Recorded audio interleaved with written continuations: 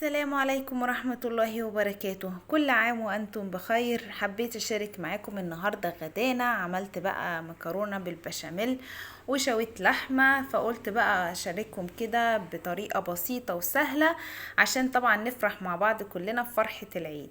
طبعا انتوا عارفين مكرونة، يعني هجيب المكرونة الأقلام واسلقها. سلقتها طبعا، وبعد ما سلقتها كنت حضرت البشاميل واخدت شوية من البشاميل وقلبتهم، وجبت الصينية بتاعتي حطيتها طبعا فيها مادة دهنية. انا بدهن بسمنة مش بزيت عشان طبعا الصينية ما تتحرقش في الفرن. ورصيت اول طبقة من المكرونة بالشكل اللي انتوا شايفينه ده، وطبعا لازم اسويها كويس.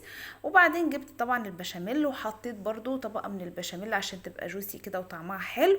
وبعد ما رصيت البشاميل فوق اول طبقة من المكرونة، كنت طبعا معصجة اللحمة. جبت بقى اللحمة المفرومة بتاعتنا، تعصيجة سهلة جدا ببصل وشوية ملح وفلفل، ما بحطش عليها اي اضافات تانية. وحطيت طبعا اللحمة المفرومة فوق اول طبقة من المكرونة وسويتها كويس جدا. وطبعا مكرونة بالبشاميل يعني محتاجة بقى شوية لحمة حلوين كده عشان نحس بطعم اللحمة في المكرونة. رصيتها بقى زي ما انتوا شايفين كده، وبعد كده جبت الطبقة التانية من المكرونة حطيتها برضو فوق الصينية وسويتها كويس جدا. وكنت طبعا مجهزة كمية بشاميل كويسة جدا علشان في الاخر احط البشاميل من فوق.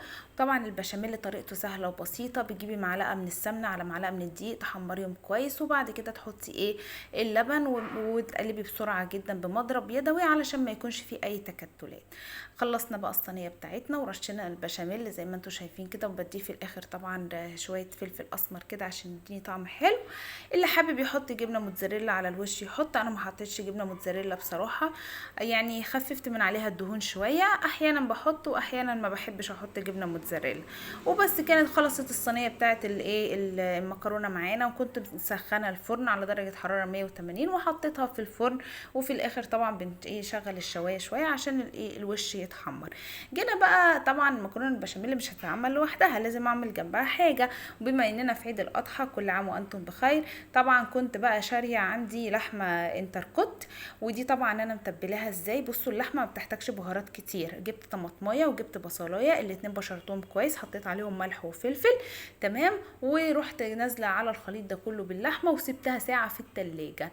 جميله جدا. بعد كده هتطلعيها في نفس الصينيه، تحطيها على نار هاديه على البوتاجاز من فوق وتسيبيها تستوى خالص. وبعد ما تستوى هتطلعيها تاخد صدمه على الشوايه، وتكون كده احلى لحمه مشويه هتاكليها في حياتك من غير ما تشوي، وتحسي ان هي اللحمه من جوه لسه نيه. كنت بقى كده خلصت المكرونه بتاعتنا اللي استوت واتحمرت بالشكل الجميل ده. قطعتها ورحت طبعا مطلعاها في طبق.